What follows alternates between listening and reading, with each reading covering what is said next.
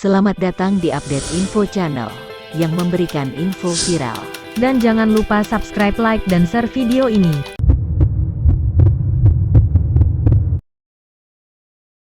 Klarifikasi soal komparasi, azan dan gonggongan. Pernyataan lengkap Menteri Agama Yakut soal azan dan gonggongan anjing.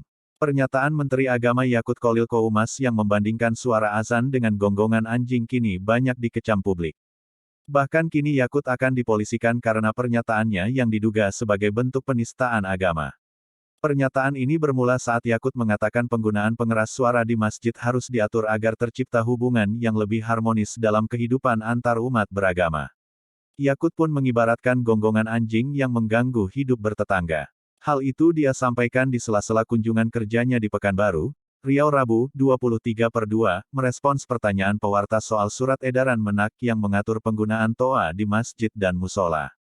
Pada kesempatan itu pula Yakut menyatakan tidak melarang masjid atau musola menggunakan pengeras suara atau toa. Namun, harus diatur agar tidak mengganggu kehidupan umat beragama non-muslim.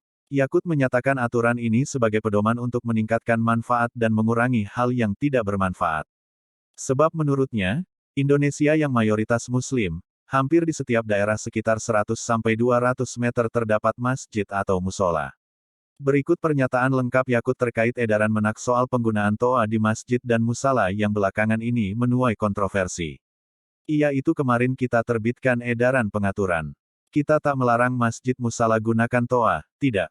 Karena itu bagian syiar agama Islam. Tapi ini harus diatur bagaimana volume speakernya. Toanya enggak boleh kencang-kencang, 100 desibel. Diatur bagaimana kapan mereka gunakan speaker itu sebelum azan, setelah azan. Ini tak ada pelarangan. Ini dibuat semata-mata agar masyarakat kita makin harmonis. Menambah manfaat dan mengurangi ketidakmanfaatan. Kita tahu di wilayah mayoritas Muslim, hampir tiap 100-200 meter ada musala dan masjid. Bayangkan kalau kemudian dalam waktu bersamaan mereka nyalakan toanya di atas kayak apa. Itu bukan lagi syiar, tapi gangguan buat sekitarnya. Kita bayangkan lagi, kita Muslim, lalu hidup di lingkungan non-Muslim, lalu rumah ibadah saudara kita non-Muslim bunyikan toa sehari 5 kali dengan kencang-kencang secara bersamaan itu rasanya bagaimana?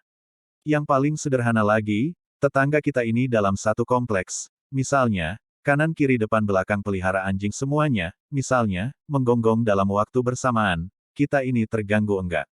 Apapun suara itu kita atur agar tak jadi gangguan.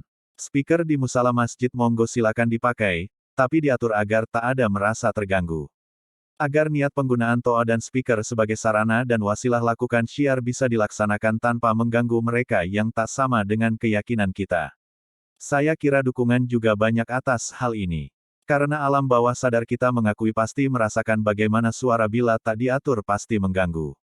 Truk itu kalau banyak di sekitar kita diam di satu tempat, kemudian ada truk kiri kanan belakang kita, mereka menyalakan mesin bersama-sama kita pasti mengganggu. Suara-suara yang tak diatur itu pasti jadi gangguan buat kita. Gitu ya.